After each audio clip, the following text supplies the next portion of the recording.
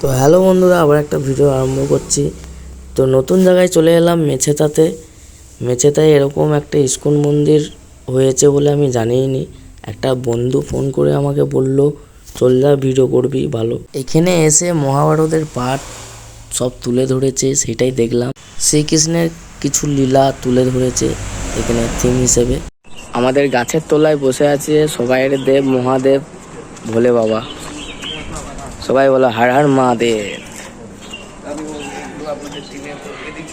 আমার বন্ধুরা সবাই আসবে মেছেতা স্টেশন থেকে 5 মিনিট।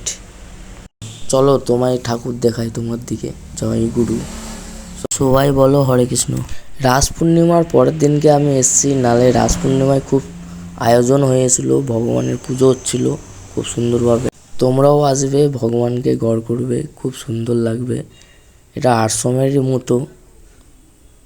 এটা অনেক দিনই তুলে ধরেছে, আমি জানি না।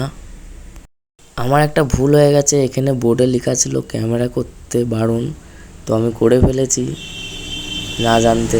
তো ভগবান ক্ষমা করে দেবে, কিন্তু হরে কৃষ্ণ, জয় নিতাই।